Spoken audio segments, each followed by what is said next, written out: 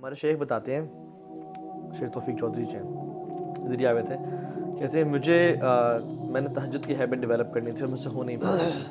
کہتے ہیں میں نے پتہ کیا کیا, کہتے ہیں پریکٹیکل اسٹیپس. کہتے ہیں I purchased very expensive and very comfortable جائے نماز.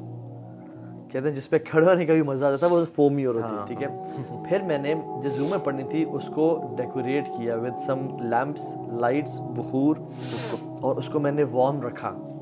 کہ اب دیکھو فار ایگزامپل سردیاں ہیں, تہجد کی نماز کے لیے اٹھنا ہے, اگر آپ کا کمرہ بہت ٹھنڈا یخ ہے, ٹھیک ہے, تو پرابلی آپ کے لیے تھوڑا سا مشکل ہو جائے. تو میں بیسیکلی بات کر رہا ہوں اس کو مزید کمفرٹیبل. اور دو صحابہ نے تو مدینہ کی ٹھنڈ میں بھی وہ پڑھا, وہ ایک اور پیشن کا لیول تھا.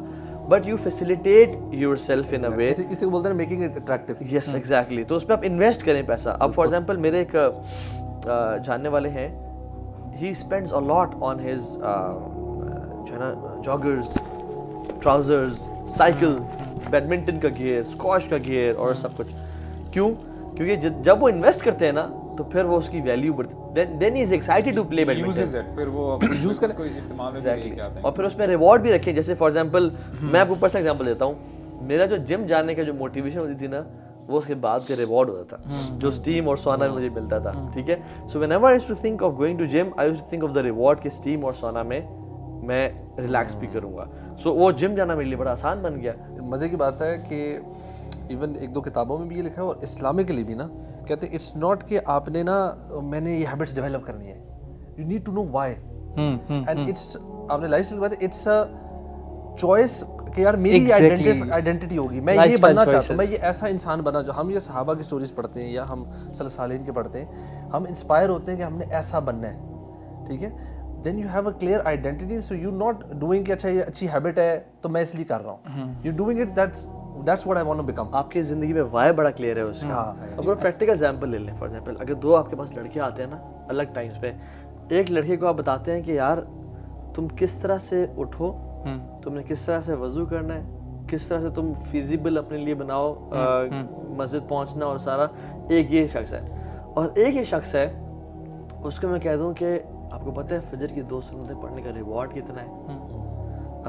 جو شخص پیدل مسجد جاتا ہے اس کو یعنی حدیث میں آتا ہے ریوارڈ پتہ چل جاتا ہے, وہ اپنے گھٹنوں کے بل چل کے جائے, فرشتے درود و سلام بھیجتے ہیں. اللہ کی من صلی الصبح فهو فی ذمۃ اللہ, جس نے صبح کی نماز پڑھی وہ اللہ کی ضمانت میں ہے, پروٹیکشن میں ہے. تو اب یہ دو بندے ہیں, ایک کو میں نے وائی کلیئر کر دیا اور ایک کو میں نے پریکٹیکل اسٹیپس بتا دیے.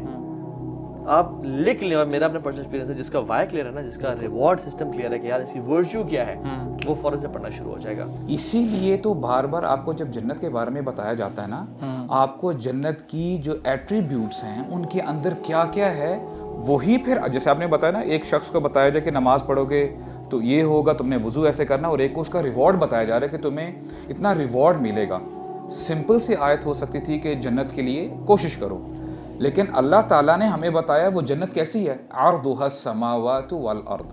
آج تم ایک چھوٹے سے ٹکڑے کے لیے محنت کر رہے ہوتے ہو, یعنی اپنی دنیا میں, اپنے دنیا میں گزارا کرنے کے لیے, وہ جنت ایسی ہے کہ آسمان اور زمین جیسی وائڈ ہے. اور اسکالرس کہتے ہیں کہ یہ صرف فزیکل لیول نہیں ہے, آپ کو اسپرچول لیول پہ بھی, ایموشنلی بھی آپ کو آپ کا جو مائنڈ ہے وہ کھلتا ہے اور وہاں تک لے کے جائے گی. یعنی آپ وہاں پہ گھٹن محسوس نہیں کرو گے. تو ایونچولی ہوتا کیا ہے کہ دیکھیں, آئی تھنک دس از, اگر ہمیں اس کے علاوہ کوئی موٹیویشن نہ دی جاتی دین میں, if this was the only motivation given to the human beings, this was sufficient for all of us.